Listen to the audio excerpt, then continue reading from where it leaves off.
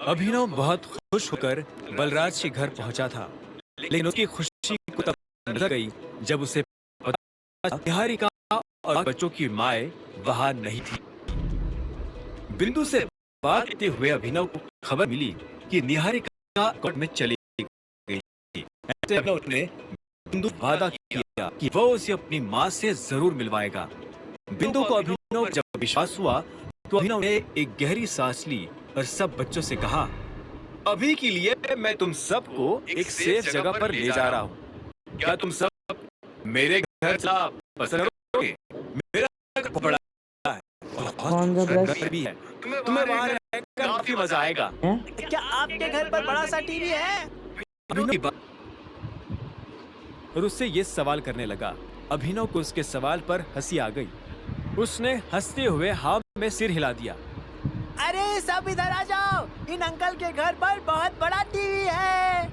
उस बच्चे ने कहा और देखते ही देखते सारे बच्चे अपना खेल छोड़कर अभिनव के पास आकर जमा हो गए। अभिनव ने उन सबको देखा और बोला, मेरे घर पर इतने सारे टीवी है कि अगर आप लोग सब अलग अलग फिल्म भी देखना चाहो तो आराम से देख सकते हो। क्या बात कर रहे हो? इतने सारे टीवी? घर की टीवी की दुकान। उस बच्चे की बात सुनकर अभिनव के साथ वहां खड़े सभी बच्चे हंस पड़े। बिंदु भी अभिनव के वादे के बाद हल्का महसूस कर रही थी और हंसते हुए बच्चों का साथ दे रही थी। अभिनव ने आगे कहा, मेरा घर टीवी की दुकान नहीं, टीवी की फैक्ट्री है और वो बहुत बड़ा भी है, इस घर से भी बड़ा। यह सुनते ही एक बच्चा और उत्सुक हुआ और उसने पूछा, तो आपके घर तो वीडियो गेम्स भी होंगे? पास वो सब कुछ है जो आपको चाहिए। फिर तो हम चलेंगे, आपके साथ चलेंगे। सभी बच्चों ने खुशी के मारे चिल्लाना शुरू कर दिया।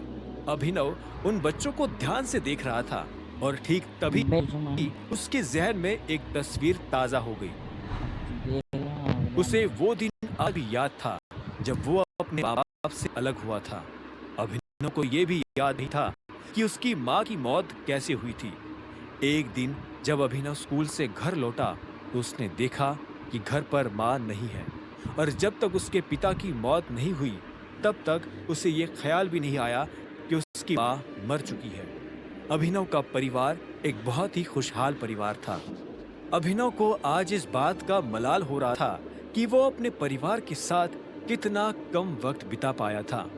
परिवार के ना होने पर अभिनव को परिवार की कीमत समझ में आ रही थी, लेकिन अब वो आगे ऐसा नहीं होने देना चाहता।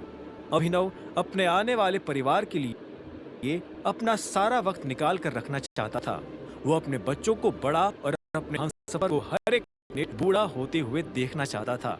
वो उनके साथ मजे करना चाहता था। वो अपने बच्चों को कहानियां सुनाना चाहता था और अपने हमसफर के साथ बीते दिनों की यादों को ताजा करके हंसना चाहता था, रोना चाहता था।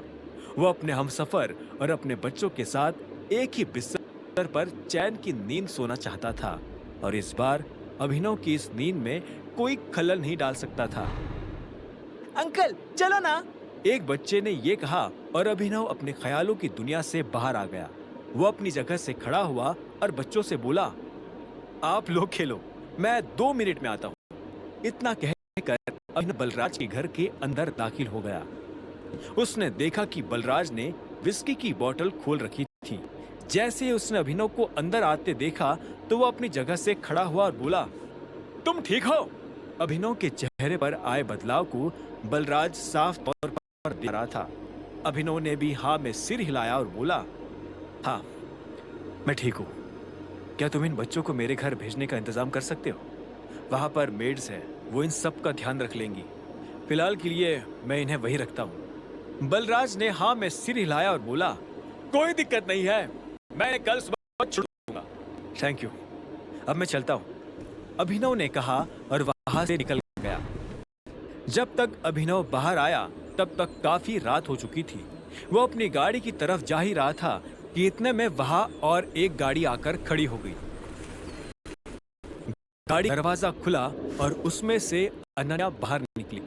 अनन्या को इस वक्त बलराज के घर में देखकर वो हैरान हो गया था। उसे ऐसा लगा कि शायद अनन्या फिर से देर रात तक चिराग के साथ घूम रही थी। अनन्या के पास आया और बोला, तुम कहाँ थी? मैं अपने दोस्तों के साथ चिल करने गई थी, अनन्या ने मुस्कुराते हुए कहा और अपनी बैक सीट पर से कुछ उठाने लगी। वो एक सूट था। अनन्या ने अभिनव को वो सूट दिखाया और बोली, मैंने तुम्हारी शर्ट खराब की ना, उसके कंसेशन में मैं तुम्हारे लिए ये सूट लेकर आई हूँ। अभिनव ने पहले सूट को देखा और फिर अनन्या को देखने लगा। उसे समझ नहीं आ रहा था कि इस बात पर उसे क्या कहना चाहिए था। फिर भी उसने कहा, मैंने कहा तो था कि तुम्हें यह सब करने की जरूरत नहीं है, फिर क्यों बेकार में परेशानी उठाई। अनन्या को अभिनव की ये बात अंदर तक चुभ गई। वो इतने प्यार से अभिनव के लिए सूट लेकर आई थी, लेकिन अभिनव था कि थैंक यू कहने के बजाय उसे ही सुना रहा था। अनन्या ने गुस्से में वो सूट अभिनव के सीने पर पटका और बोली, ये लो, इसे पहनना है तो पहनो, नहीं पहनना है तो फेंक दो, मुझे कोई फर्क नहीं पड़ता। वैसे भी मुझे तुम्हारे होने या ना होने से कभी कोई फर्क पड़ा ही नहीं। मैं बस तुम्हारे साथ अच्छा बर्ताव करने की कोशिश कर रही थी। अनन्या को पता था कि वो झूठ बोल रही है, फिर भी वो अपनी बात कह रही थी। उधर जब अनन्या अभिनव पर गुस्सा रही थी, तब इधर वैभवी अभिनव के नाम पर दहाड़े मार कर जा रही थी। उसने सुबह से ना कुछ खाया था ना कुछ पिया था। उसके दिमाग में अभिनव और उससे जुड़े ख्याल इतने ज्यादा घूम रहे थे कि वैभवी का ध्यान अपने शरीर के दूसरे हिस्सों की तरफ जा ही नहीं रहा था। वो उदास हो गई थी और बार बार अपने आप को इस बात के लिए कोस रही थी कि उसने अभिनव को क्यों छोड़ा। ऊपर से उसकी आग में घी तब पड़ गया जब देवेन भी उसका साथ छोड़कर यूं अचानक चला गया। उसने कभी सपने में भी नहीं सोचा था कि देवेन उसे छोड़कर जाएगा। वो तो यही मानकर बैठी थी कि आज नहीं तो कल देवेन उसे जरूर प्रपोज करने वाला है। जिस हिसाब से वो वैभवी का ध्यान रखता था और उसके लिए तोहफे लेकर आता था, उस हिसाब से तो वैभवी के पास देवेन के ऊपर शक करने का कोई कारण नहीं था। लेकिन अब उसे समझ में आ रहा था कि वो अंधी हो चुकी थी, मन से अंधी। उसे अभिनव के साथ ही रह जाना चाहिए था। उसके मन की आंखें जानती थी कि अभिनव उसे कभी नहीं छोड़ने वाला था। फिर भी उसने अपनी ही आंखों में धूल झोंक ली। ऐसा भी नहीं था कि वो देवेन के साथ खुश थी या देवेन उसके लिए परफेक्ट आदमी था। उसमें कई सारी कमियां थी, लेकिन देवेन का पैसा उसकी सारी कमियों को ढक लिया करता था। लेकिन अभिनव हर मामले में सही था। उसकी गरीबी भी अब वैभवी को कोई बड़ी समस्या नहीं लगती थी। अब वैभवी का नजरिया बदलता जा रहा था। उसे लग रहा था कि उसने अपने सिर पर कोई भारी चट्टान उठा रखी है।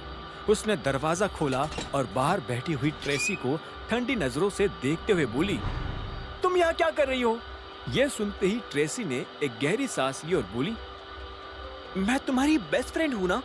तुम्हें नहीं लगता कि ऐसे बुरे वक्त में आपके बेस्ट फ्रेंड को आपके साथ होना जरूरी है? हाँ, लेकिन मुझे तुम्हारे साथ की जरूरत नहीं है, वैभवी ने चिढ़ते हुए कहा। उसके मुंह से ये बात सुनते ही ट्रेसी अपनी जगह से खड़ी हुई और हैरानी से वैभवी को देखते हुए बोली, तो तुम इस छोटी सी बात की वजह से अपनी सालों की दोस्ती को खत्म कर लेना चाहती हो? सुनते ही वैभवी गुस्सा आया और इतना आया कि वो अपने आप को काबू नहीं कर पाए। उसने ट्रेसी पर चिल्लाते हुए कहा, ये तुम्हारे लिए छोटी सी बात है? तुम्हारा दिमाग खराब हो गया है? तुम जो कह रही हो उसे सुन भी पा रही हो या नहीं?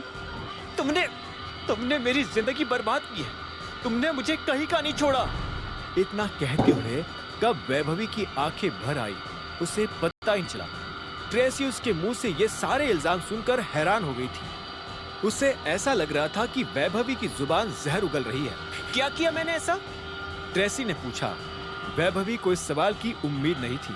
उसने चिल्लाते हुए कहा, तुम्हारी हिम्मत भी कैसी हुई मुझसे यह सवाल करने की?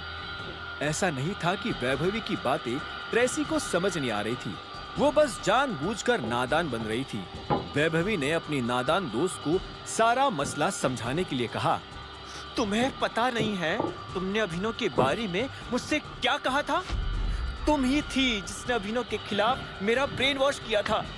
अगर तुम नहीं होती तो आज मैं अभिनव के साथ होती। ट्रेसी ने यह इल्जाम सुनकर पल के लिए वैभवी को देखा और बोली, वैभवी, मैंने ऐसा कुछ नहीं किया है, समझी? तुमने खुद किया है। तुम ये सब खुद ही करना चाहती थी। तुमने तो मुझसे बस वैलिडेशन सीख किया है। तुम चाहती थी कि तुम्हारा बॉयफ्रेंड कोई अमीर लड़का हो। तुम चाहती थी कि तुम उसके पैसों पर ऐश करो। मैंने तुम्हें सिर्फ ऑप्शंस दिए थे, उनमें से देवेंद्र को तुमने चुना था। खुद तुमने। बाहर में जा ट्रेसी, मुझे अकेला छोड़ दे। मैं आज की बात तेरी शक्ल भी नहीं देखना चाहती हूँ, ब्लडी बिच। वैभवी ने ट्रेसी को फटकारते हुए कहा। ट्रेसी को बुरा नहीं लगा। उसने अपने दोनों हाथ बांधे और बोली, ठीक है, ये करने में भी मुझे कोई प्रॉब्लम नहीं है, लेकिन मैं चाहती हूँ कि तुम अपने आप से भी एक बार ये सवाल जरूर करो, अगर तुम्हें दोबारा फ्रेंड करने का मौका मिले तो क्या तुम इस बार रिस्क लोगी? क्या तुम किसी पैसे वाले को छोड़कर किसी गरीब के साथ जाओगी जिसका दिल बहुत बड़ा है?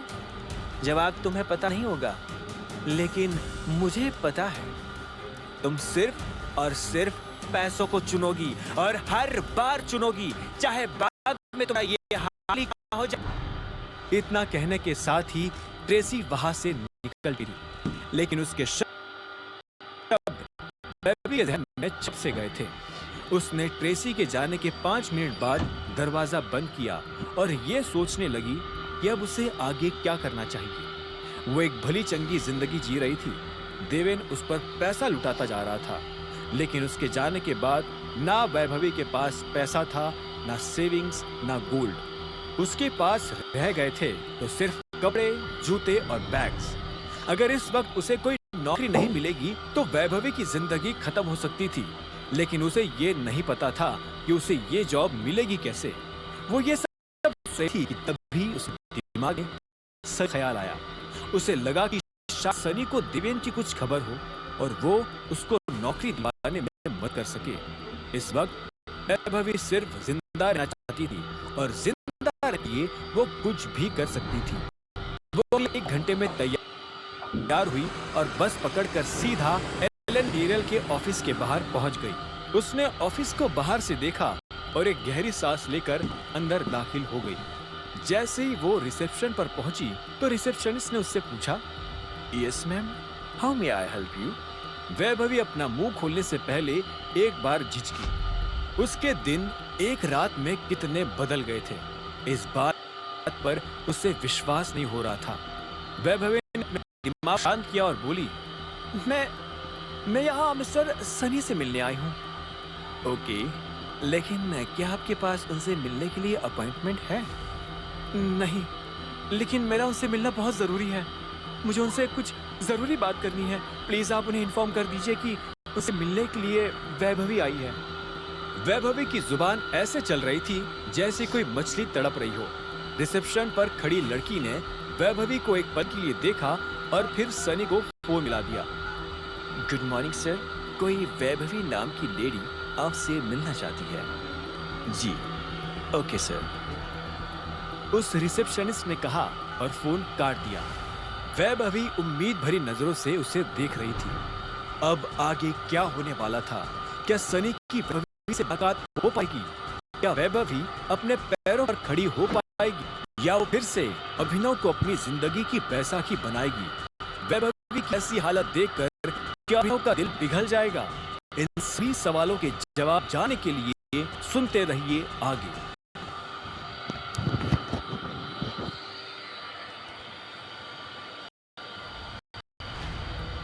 अभिनव